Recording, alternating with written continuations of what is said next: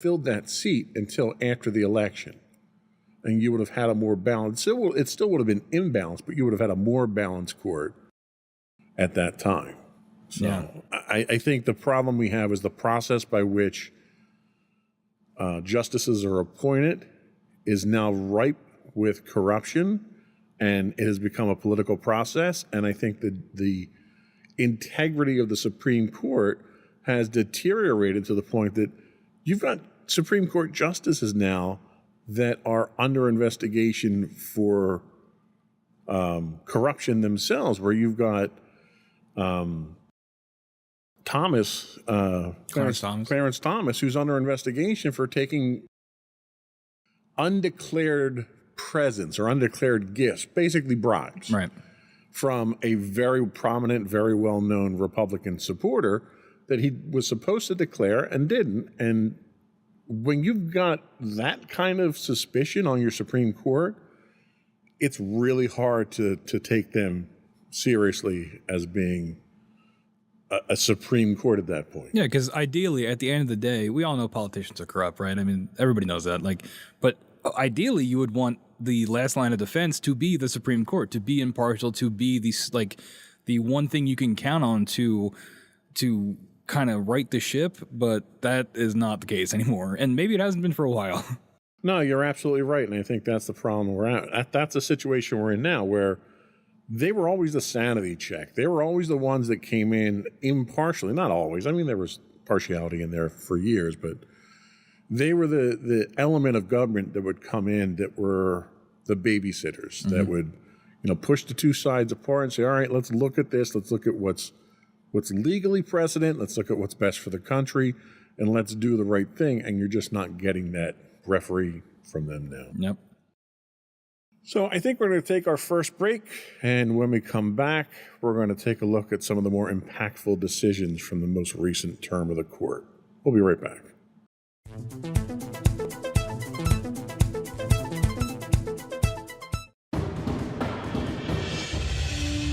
For over 7 years, the Second Sith Empire has been the premier community guild in the online game Star Wars: The Old Republic. With hundreds of friendly and helpful active members, a weekly schedule of nightly events, annual guild meet and greets, and an active community both on the web and on Discord. The Second Sith Empire is more than your typical gaming group. We're family. Join us on the Starforge server for nightly events such as operations, flashpoints, world boss hunts, Star Wars trivia, guild lottery, and much more.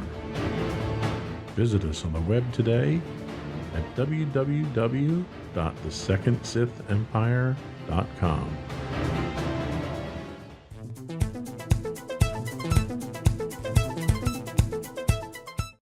Welcome back, everyone, to Insights into Tomorrow.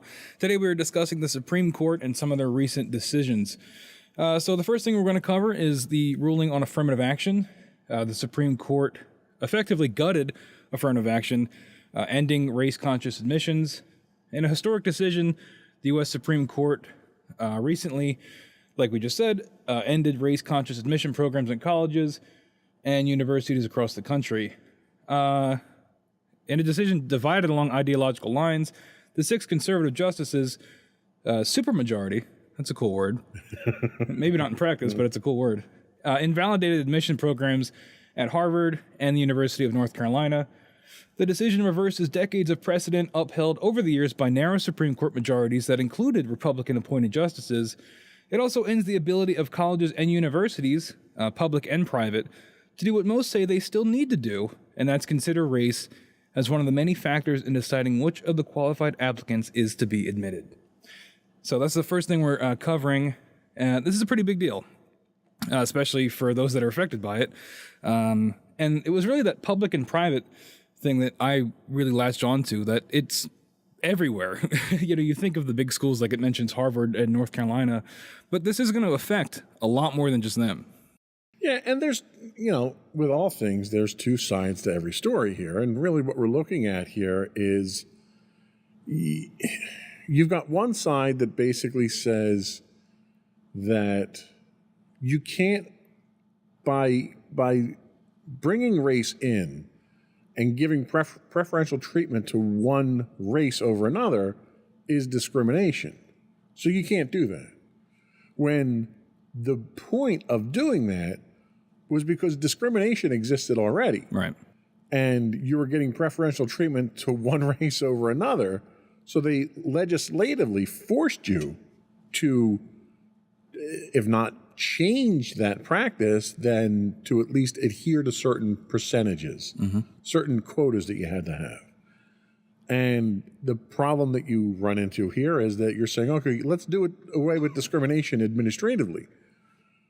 Well, then, in a perfect world, that works. You can do that. But we don't live in a perfect world, because when you do away with administrative discrimination, you still have endemic Societal yeah. discrimination that's going to take over in that place. And that's kind of the thing, that when people argue that, they argue the first point that you said of, oh, well, it's discriminatory to have affirmative action. But then people forget that, like, racism exists. And, like, Right. that's why it had to be, like, forced in the first place, is because if we make it laissez-faire, it doesn't work. It's not equal, and it needs to be mandated to make it. Well, I guess it's not equal, but you know what I mean.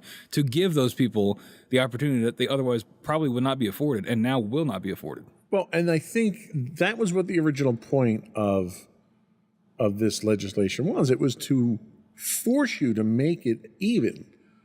But in trying to get to that point, you simply instituted a different form of discrimination. So you're treating the symptom, not the problem. The problem really is the discrimination. And until human beings can evolve to the point that they don't discriminate, you're not gonna have that happy balance. And that's kind of what the majority have argued. The 6-3 majority, conservative majority in the court, argued, quote, many universities have for too long concluded, wrongly, that the touchstone of an individual's identity is not challenges bested, skills built, or lessons learned, but the color of their skin. Our constitutional history does not tolerate that choice. Now, I take exception to that one to begin with there, because our Constitution declares that all men are created equal. And when it was written, they knew all men weren't created equal, because also in the Constitution, 3/5, every African American who was in the country was counted as 3/5 of a person. So the hypocrisy in the Constitution itself tells me that we don't have a constitutional history that says this is intolerant. Yeah.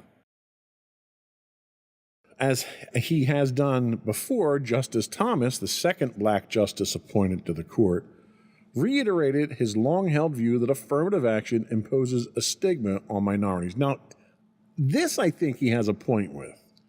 I don't think the way he puts it here has a point.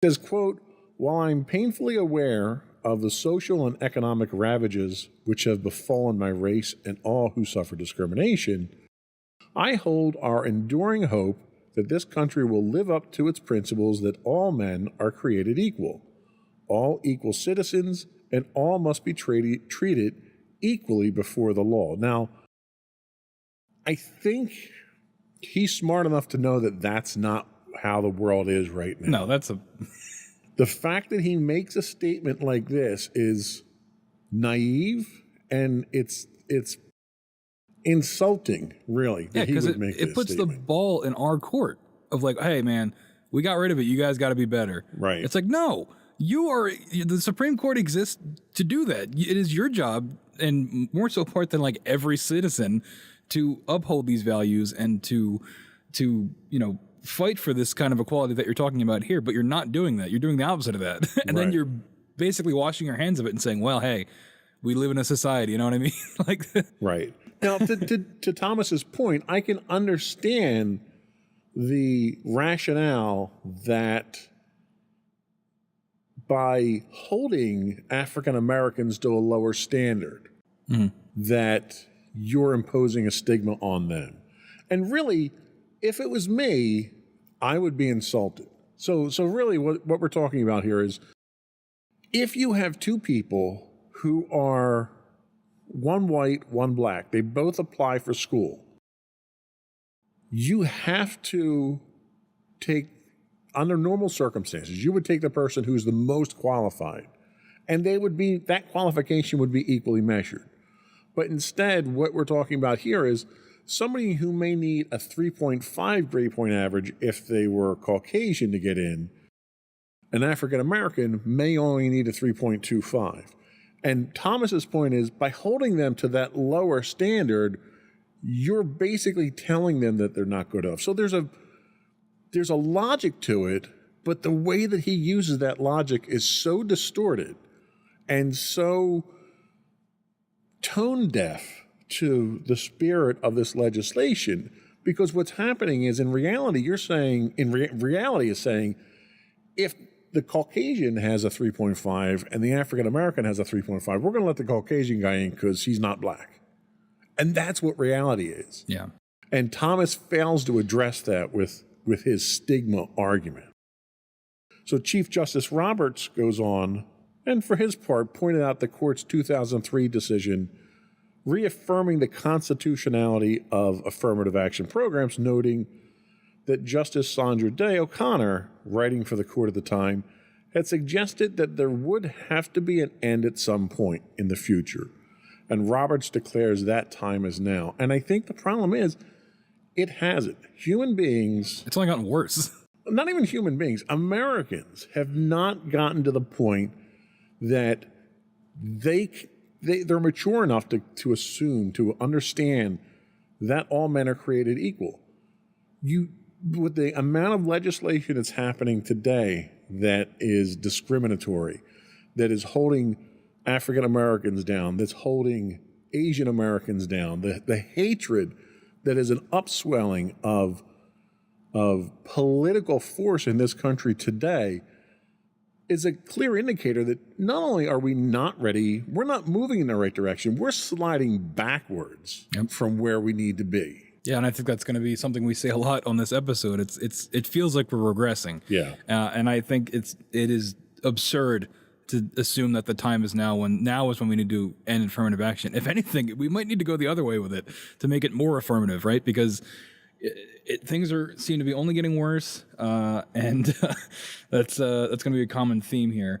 We also have the opposing view, and this is from Justice Sonia Sotomayor. She said that the court subverts the constitutional guarantee of equal protection by further entrenching racial inequality in education, the very foundation of our democratic government and pluralistic society. Justice Ketanji Brown Jackson, the court's first black female justice, also chimed in saying, with Let Them Eat Cake obliviousness today, the majority pulls the ripcord and announces colorblindness for all by legal fiat. Sorry. When you're quoting Supreme Court justices, they're much smarter than I am. But deeming race irrelevant in law does not make it so in life, which is exactly what we just talked about. Just because you say... It's that idea of like a post-racial America, right? Like we elected Obama, racism's over. It's like, no, it's not. Right. And that is clearly being reflected here as well. Yeah, no. And the problem that we run into here is that what the majority are arguing here is they're arguing the point of a fiction. That in a perfect world, we shouldn't need this legislation. And they're right. In a perfect world, we shouldn't. The world we live in is far from perfect. Yeah. And this happened to be a stopgap measure to make things better. Nothing else has happened in this world to make that situation better. Mm-hmm. If anything, that situation's gotten worse. So by taking away some of the safeties that you've had in place to try to provide legal protections for people, you're doing your part. You're being part of the problem, not part of the solution at that point. Yeah, why did they do this? just to have a rule? Like, what was the motivation behind it? I don't even like. Well, the motivation is what motivates conservatives to want to do things like this. Yeah, I guess just further the agenda, right? Right. They're pushing an agenda which they shouldn't be pushing an agenda. They should be looking at each and every case on a standalone basis and making educated, objective decisions. They should not be influenced by party politics, and that's exactly what's happening. Yeah, I wonder if it would be if we'd have as harsh criticism if it was the other side, right? But I also think the liberal agenda or Democratic agenda is not as aggressive as the conservative agenda, and not as which by its definition doesn't make sense. right, That your conservatives are the more aggressive. and that you're supposed to not like big government, right? Exactly. And this is the opposite of that. This is the biggest government. Well, you could argue that this is a limitation of government because it's government making impositions over the schools. And they're saying, well, government shouldn't do that anymore. The schools need to regulate themselves. I more so meant the 6-3 majority basically being able to do whatever it wants without being like stopped. Yeah, no, I agree. But I think I see what you mean, though. the motivation that they have at this point in time is, we're a progressive Supreme Court now. We're going to do things right the way that we see it. We're going to make the changes that should have been made years ago, and they're going to undo what's being undone. And there's a couple of problems with that. One, you're undoing existing precedent. So by every time you undo a precedent, like they did in the last session when they overruled Roe versus Wade, every time you overrule a Supreme Court precedent, you delegitimize the Supreme Court. Nope. The whole point of the Supreme Court It's the word. It's final. is it's supreme. Right. Right. right. So when the Supreme Court can override the Supreme Court, then what the Supreme Court today, who's overriding that, says can be overridden. Who watches the Watchmen? Right. So they're delegitimizing the Supreme Court. So that's probably one of the biggest problems that you run into.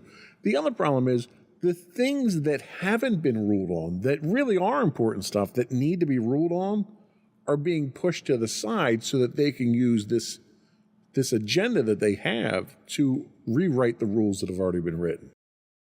So you're hurting the country. Be a part of the solution, not a part of the problem. And you talk about that correcting itself. So the Supreme Court overriding itself. It's like it really does. I didn't even think about that until just now. It really does have a very harmful effect because that basically could eliminate precedent in general. Because Absolutely. if they rule on now and then in 10 years there's different judges and they just are like, no, that's not. We're just gonna get rid of that. It's like, well, then what was even the point of doing it in the first place? It's like it's all temporary until you have a majority the other way that comes in and just does everything the other way. It does really delegitimize the whole process. And that's what we've seen with political parties as well. One political party will come in and they'll be in power for 4 years, 6 years, 8 years, whatever, they control a legislative and executive, and they'll push their agenda. And the other side will fight them tooth and nail. Then they'll switch powers and the balance changes. And then the other guys are fighting. And nothing gets done. Nothing substantial gets done. We don't get universal health care. We don't get tax reform. We don't get any of the things that the country needs because they spend all the time fighting. Now, we expect that from our politicians. We don't expect that from our Supreme Court. We deserve better from our Supreme Court because these are appointed positions. They don't have to campaign. They don't have to get elected. They're not chosen by the people. They're handpicked, they're cherry-picked by the president, and it's for life. And they need to be held. They're not even held to the same standards, the same moral and ethical standards that lower courts are held to. There's no ethical board that oversees the Supreme Court. You would think instead of being the exception to the rule, the Supreme Court should be the precedent to the rule. They should be the ones that are under the most scrutiny. Their taxes should be looked at on a regular basis. Their gifts that they receive, their rulings everything should be looked at. Their political affiliations, the friends that they take their vacation trips with, all of that stuff should be gone over with a fine-tooth comb on a constant basis because of the position they're in and the power that they possess. Yeah. It's dangerous that it's not. And it's dangerous that these people can possess more power than the elected officials in this country. That's really where the problem is. And it has a broader impact. This recent decision is likely to cause ripples throughout the country. And not just in higher education, but in selective primary and secondary schools. Ultimately, effects will be felt in every aspect of the nation's economic, educational, and social life. From the Rooney Rule that requires a minority applicant to be considered in all NFL coaching hiring decisions, to employment and promotion decisions, the diversity, equity, and inclusion programs in schools and workplaces, and much more. The Supreme Court literally just said discrimination is legal. Yeah. That's what this decision says. And that is exceedingly dangerous for this country. And I really think it is naive too, because how are you able to exist, especially as a Supreme Court justice, where you've been dealing with law your entire life? Surely you'd be able to see that people are not treated equally, right? These things, if you let things run themselves, they will not run well, right? Like, it's not going to just fix itself. It's not going to be equal if you let people do it, because like we talked about at the top of this break, affirmative action was put in the first place because it wasn't equal. So it's like, do you think that's just going to magically fix itself, especially now when, hate crimes are on the rise and discrimination's worse than it has been in a very long time? And, but then again, maybe that's all part of the plan. Well, and I'll be the first one to say, I watched the hearings when Clarence Thomas was up for Supreme Court nominations, and the questions that he was asked and how racially biased the people that were questioning him from the other side were, and that was Democrats questioning him at the time. It was brutal, and that was a small fraction of what he's had to put up with his whole life, because he's a man who has set precedent his entire life with his career being African American, doing the things he did. You would think going through that and then making the statements that he said on this ruling, they were coming from two completely different people. Yeah, like how do you even believe that when he says that? Right. Like, It's astonishing what he's saying now and what he's been through in his life. Yeah. So and that was point number 1. Yeah. We've got 2 more to do. That was rough. We're going to take another quick break, and when we come back, we're going to talk about something that might be a little closer to you, and that is the student loan forgiveness plan being rejected. We'll be right back.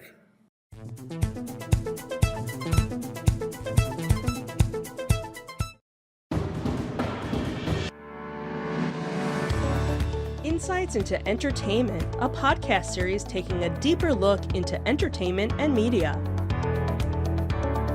Our husband and wife team of pop culture fanatics are exploring all things from music and movies to television and fandom. We'll look at the interesting and obscure entertainment news of the week. We'll talk about theme park and pop culture news. We'll give you the latest and greatest on pop culture conventions. We'll give you a deep dive into Disney, Star Wars, and much more. Check out our video episodes at youtube.com/insightsintothings. Our audio episodes at podcast.insightsintoentertainment.com, or check us out on the web at insightsintothings.com.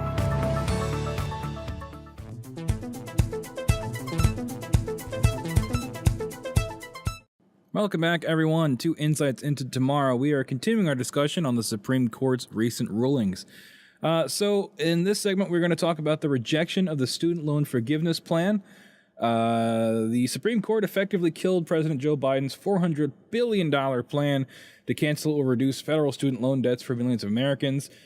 The 6-3 decision, we've heard that number a lot, with conservative justices in the majority, said the Biden administration overstepped its authority with the plan, and it left borrowers on the hook for repayments that are expected to resume in the fall. The court held that the administration needed Congress's endorsement before undertaking so costly a program. The majority rejected arguments that a bipartisan 2003 law dealing with national emergencies, known as the HEROES Act, gave Biden the power he claimed. The president said he would work toward a new path for student debt relief using the Higher Education Act, which he called, quote, the best path that remains to provide as many borrowers as possible with debt relief. He also moved to create a, quote, on-ramp that would help ease the risk of default for students who fail to make payments when the current pause ends. Biden blamed Republican officials. Again, it's always the other guy's fault. Biden blamed Republican officials for causing the dispute that led to Friday's ruling, saying, quote, they had no problem with billions in pandemic relief loans to businesses, and those loans were forgiven. But when it came to providing relief for millions of hardworking Americans, they did everything in their power to stop it. That's actually a pretty good quote from Biden. Yeah. I feel like we don't get a lot of those. I'm sure it was written and somebody else wrote it.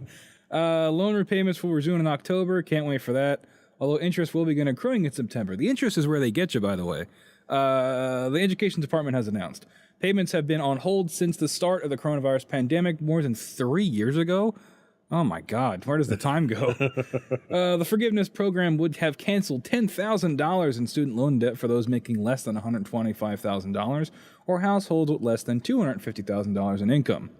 26 million people had applied for relief, including me, and 43 million would have been eligible, maybe me, the administration said. The cost was estimated at $400 billion over 30 years.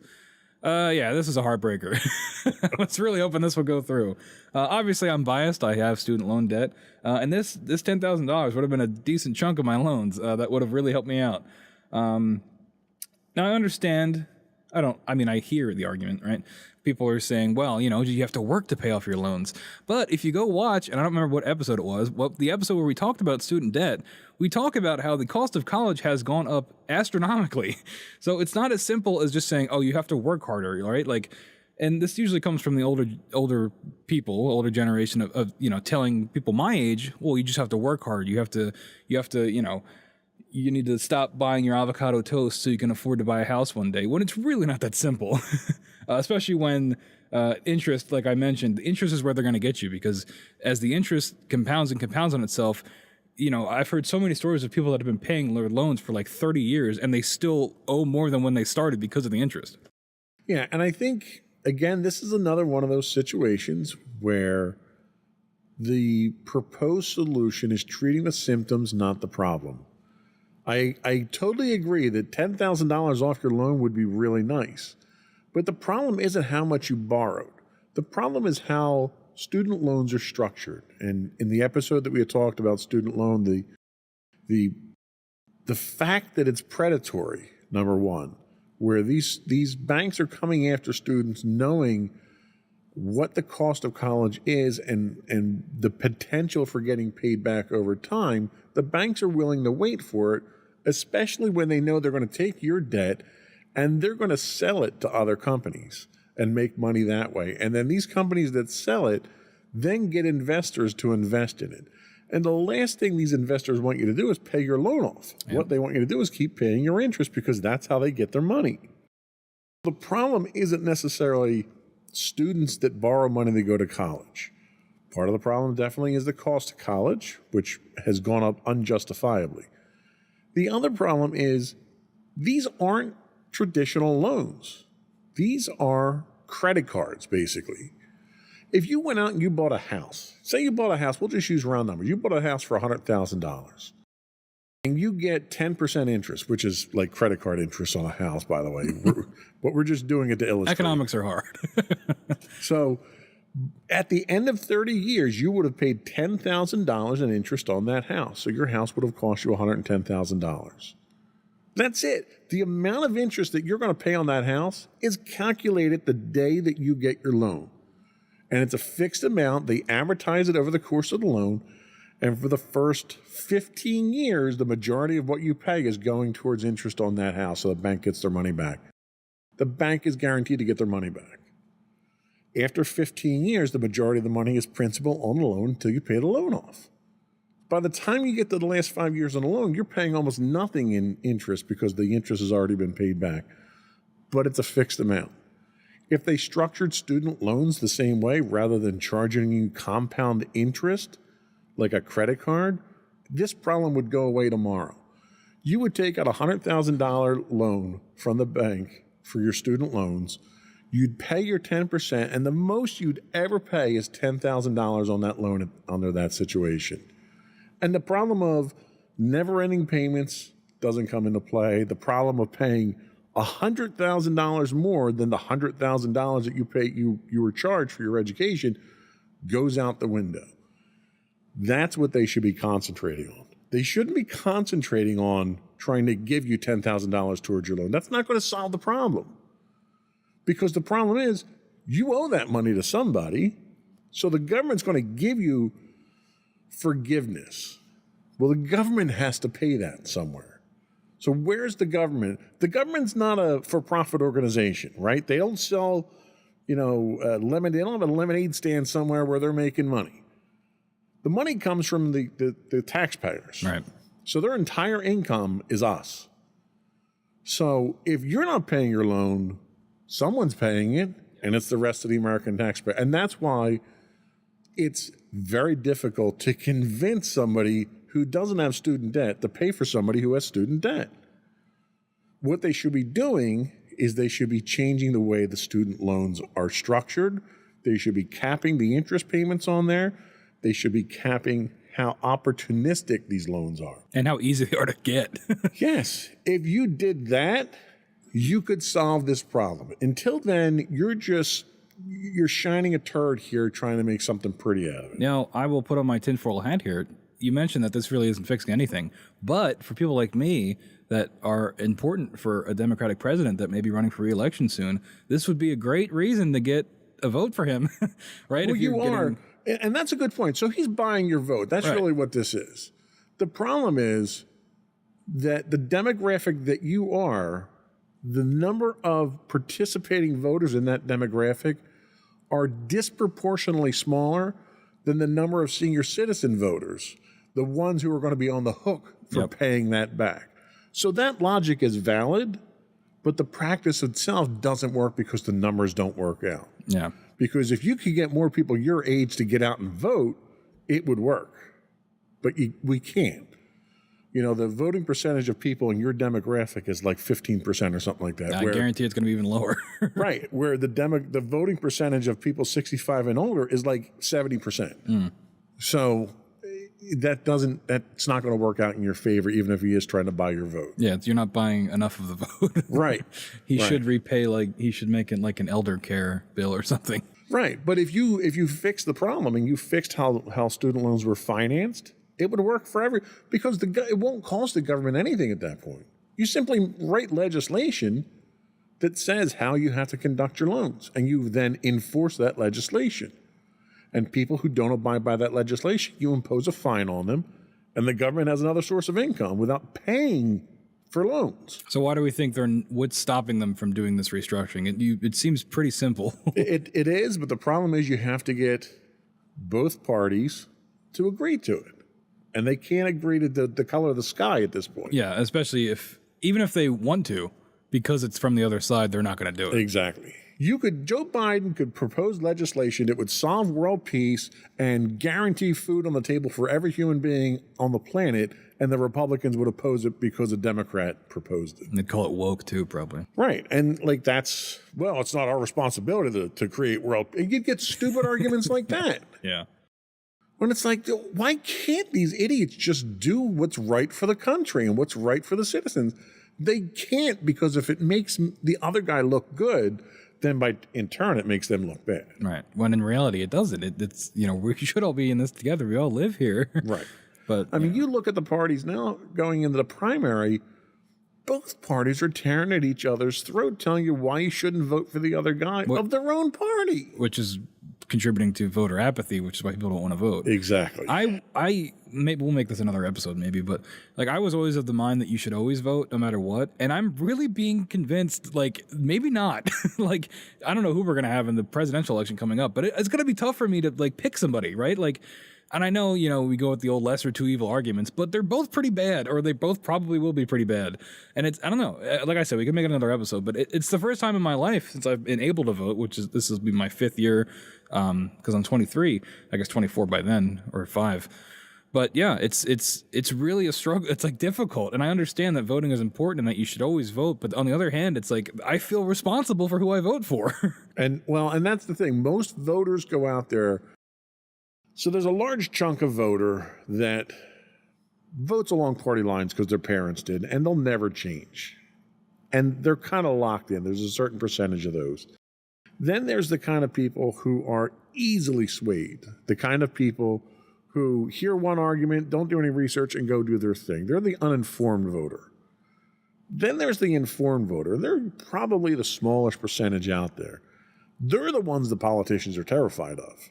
Because if you're smart enough to go out and do your own research from multiple sources and draw your own conclusions, oh, you terrify politicians. They want mindless lemmings out there that they can tell you who to vote for and you'll just go do it. And if you vote along party lines, you're the ideal candidate. They don't have to say anything. They could go out there and kill people in the streets and you'll still vote for them. Yep. That's what they hope for. And if you're informed, and the one thing that we try to do on all of our podcasts is to educate and inform people, enlighten people. Don't listen to what I'm telling you. Don't listen to what we say on the show. Go do your own research. Yep. If I'm wrong, come back and tell me that I'm wrong about something. I'm happy to hear that, and I'm willing to have my point of view changed if it's legitimate. But don't just vote. You know, the politicians go out there, oh, you have to vote. It's important. Go vote. They guilt you into it. Right. But, as a citizen, it's your job that's the one duty that you have is to vote. But what they're really saying is vote for me. Right. And voting is important because it's the only way that our kind of government continues to exist. So I totally advocate people vote. But when you're voting, if you're voting in your local election or your school board or something like that, understand the choice that you make affects you. You may not think who's in Congress affects you, but I'll guarantee you it does, because the amount of money you pay in taxes and the amount of money they take out of your pocket is something you can control by who you vote for. And if you vote somebody in this time and they don't do what you want, or you don't think that by the end of their term you're better off, or if you are worse off, vote the next guy in. And then vote the next guy in. Keep doing that until you teach them that you're in charge. The first thing the politician wants to do when they get into office is get reelected. That's their number one priority. It's not you. It's not their constituents. It's not the people that contribute to them. It's to get reelected. And they're never going to vote term limits on themselves. The highest office in the land has term limits. Politicians, Congress, Senate, they'll never do that. We have the power to do that. If you don't let incumbents get reelected, you're imposing term limits. And even if the guy gets in and you like him, vote him out. And vote the next guy out. And vote the next guy out. Don't let him get entrenched. Don't let him get in there. Don't let him create a power base or start to influence things or anything. That you've got people now, and I'm going off topic obviously here, but it's important to discuss. You had Mitch McConnell. Mitch McConnell gets up there the other day and does a presser, and something in his brain hits pause right in the middle of it. Now, I'm not saying this to be mean or facetious or anything. It was very clear the man had some kind of health issue at that moment. But they walked him off the stage and brought him back a little bit later after they did whatever they had to do to fix the wiring there so he could finish what he was saying, so he could pretend like he was still okay. And that was just so they could keep power. That's what they're doing. They did the same thing the same day Dianne Feinstein. Was that where they told her to just say aye? Just say aye. Yeah. Because she was completely oblivious as to what was going on because she was so far gone. We see it with Biden all the time, too. Yeah. And, this isn't a crack on old people or mental illness or anything like that. But there comes a point when you're no longer effective at your job. Right. And when you get to that point, I used to unload tractor trailers for a living. And when I hurt my back, I couldn't do that anymore. So I knew I had to change careers. I had to go do something else that was not impactful to that. And I did. Had I kept doing it, I wouldn't be able to do my job and I'd get fired. You can't allow people to stay in power who can't do the job. And unloading tractor trailers is much lower stakes than running the country. That's true. That is true. And that's the part that scares me is like you have these people that may not, and it's okay. When people get to a certain age, you might not be all there. Absolutely. But that you shouldn't also still have the same amount of power as you did when you were fully lucid. Right. They talk about Reagan when he was in office, where he started having onsets of Alzheimer's. And do you really want someone who's suffering from a disease like that to have his finger on the nuclear button? Yep. Like, you have to do what is right. You have to have some moral sense of right and wrong to put your foot down in these times, or at least have the gumption and the class to step away and say, look, I can't do this anymore. I'm not up to it anymore. I can't do it the way that it needs to be done. Let a younger person come in and do this type of stuff. We as the voter have the power to do that. The more you know. Anyway, that's it for my soapbox for there. We're going to run over time here, but that's okay. We're going to come back with our last segment here and talk about religion, free speech, and gay rights. That should be a quick one. We'll be right back.